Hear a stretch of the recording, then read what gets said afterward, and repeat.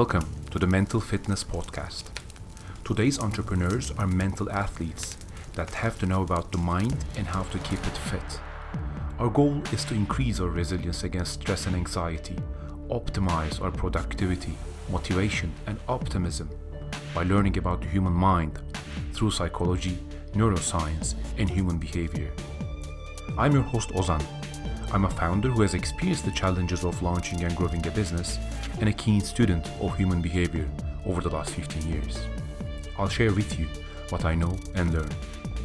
Hundreds of impactful, behavior-changing ideas are waiting to be discovered by us. Let's begin now.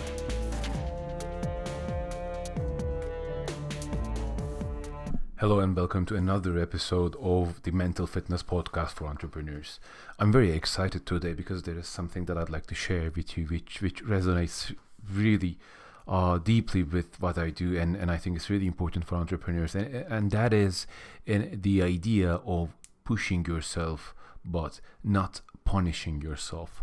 This is immensely important as an entrepreneur, as a business owner, someone in the profession of making something, building something, marketing something, growing a business, working as a freelancer, also all of those categories.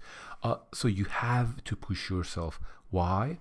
There's a very clear reason for that, because you need to set yourself the boundaries that you need to act within.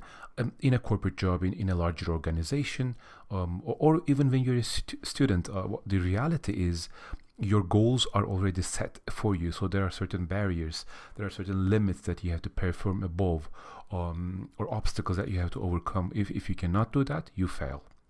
But when you're an entrepreneur, it's quite different. It's quite different because you are the one who sets those goals. So you are the one who has to push himself or herself. Now, the idea, this is quite clear, and there's nothing original with this.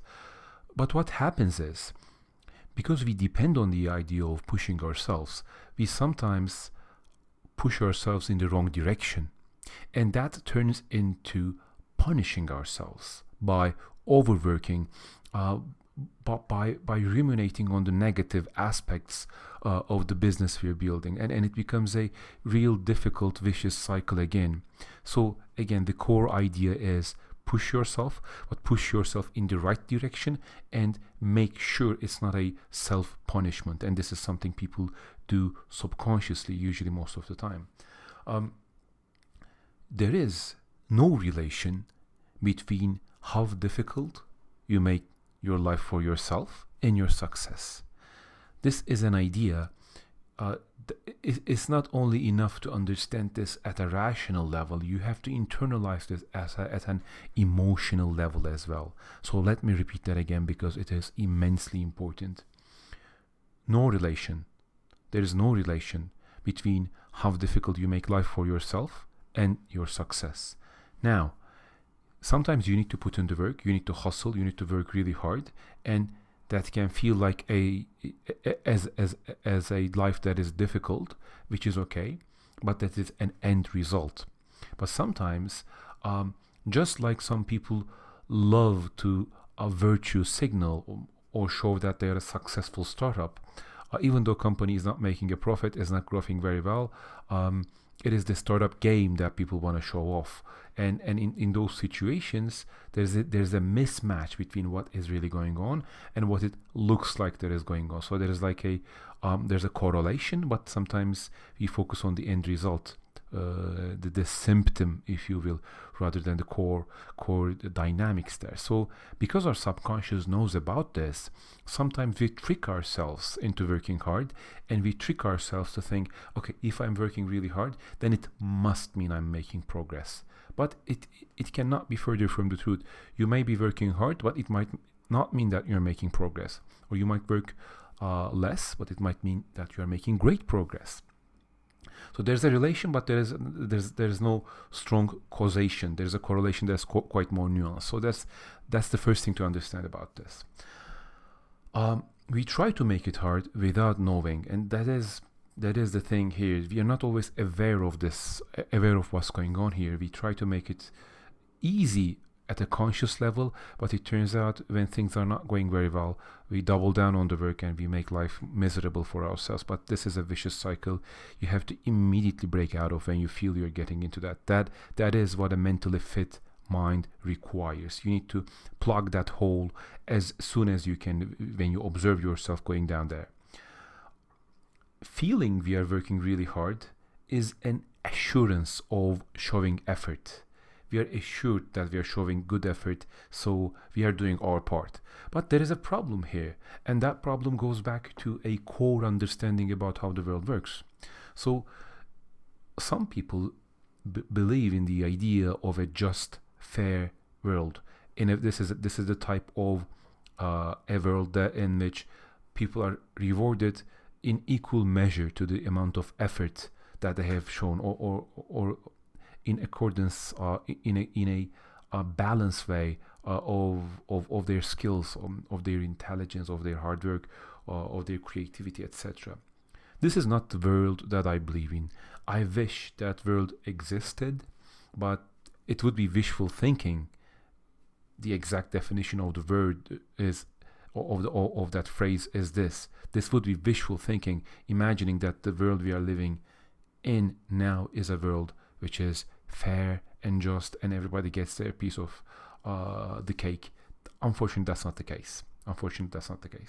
So, if we acknowledge the fact that the world is not fair, then we have to still look at the world and see some amount of causation within that that is different from that is apart from just random chance and luck events.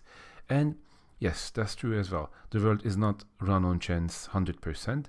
There is a cause and effect relationship between the effort you show and the results it gets, but it is more a type of a puzzle that you try to figure out. It is the type of so your intelligence, your problem solving ability, your creativity, your learning do the hard work rather than the muscles. So it's not just the amount of hours that you put in, but it's your problem solving ability, it's your intelligence, it's your understanding of the world.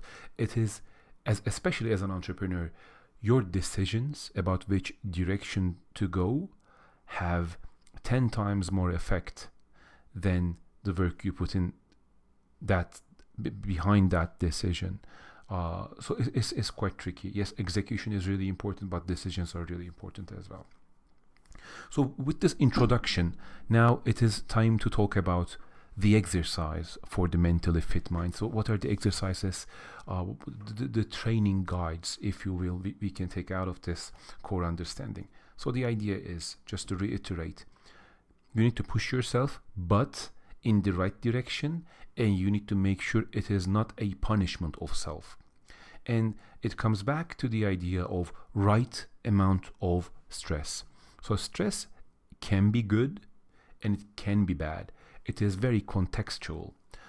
Too much stress, under most circumstances, will activate you to such a level you won't be able to perform, you won't be able to concentrate, because it will turn into some kind of a worry or some kind of an anxiety. Too little stress means you do not care about the current situation. You are laid back, but you don't have that drive, you don't have that fire burning within to actually pursue your goal. So you need the right amount of stress. Now, the exercise we can pursue to balance this stress level and to make sure we are pushing ourselves in the right direction goes like this. Take a blank sheet of paper, and on top of that, start listing down the activities you like the least in your weekly routine, right? And these can be things like answering emails, thinking about or ruminating or being anxious about the financial aspects of your company. It can be things like having meetings with people that you don't like. It can be the selling process in which you don't think you add value. List these down and try to come up with as many as you can. Activities you like the least in your routine, week-to-week working life. And on another A4, just write next to that, on a blank piece of paper, list down the numbers, the priorities of these in terms of the potential effect of these on the success of the business. So if one of these items that you have written, let's say item number 3, conducting meetings for sales, and when you onto the next piece of paper write down the potential impact of this act for the business, this might, at the very top of that list, might be 10. The lowest figure could be 0 or 1. So if the business is dependent on B2B selling, then this would be 6, 7, or potentially an 8. But if this is a B2C type of a digital business, then it might be possible to actually pivot the business and create a new structure, and it might be a 4 or a 3. Thinking about the business and planning for the future, again, this might be a 2 or 5, a 7. It depends on your context. So write these down and then take a look at this list with the idea of seeing what pops out, what jumps out of that list. The idea is to try to figure out, try to find those types of activities which give you the least amount of pleasure, which are causes of stress, but that stress does not necessarily translate into that big and that's great of a business result. So that is what you're trying to figure out from that list. And once you see these connections, note them down. So this is part 1 of the exercise. For part 2 of this exercise, find a trusted colleague, find a trusted friend that you think would be objectively be able to look at this, and then share this with them. Share this with them and ask for their feedback. Ask how you could improve the list of the activities. Ask how the potential impact on the business, is that solid? Does it make sense? Make sure that your quality of thinking there is up to par and you're being objective. So a friend and a colleague will give you the feedback, and this will be your assurance of that. And then ask your opinion on how you could actually optimize. Where does he or she think the biggest imbalances in terms of you're giving a huge amount of your psychological reserve, your mental fitness. It tires you out, but are you getting the effect that you want out of that? So have this conversation with this person. And finally, as a result of this, going back to the original idea, yes, as an entrepreneur, you have to push yourself. We all have to push ourselves, and it's not very easy. And it can, under certain circumstances, without us recognizing and knowing, translate into this situation where we are actually punishing ourselves by working too hard because we are afraid that we are not going to be successful, and we want to say, I have done everything I could. This is our kind of assurance. Feeling we are working really, really hard is an assurance that we are showing effort, that we are doing 100% of what we can. But this is not the case. Make sure you're not punishing yourself. Make sure you're pushing yourself, but make sure you're pushing yourself in the right direction. Hope this was useful to you.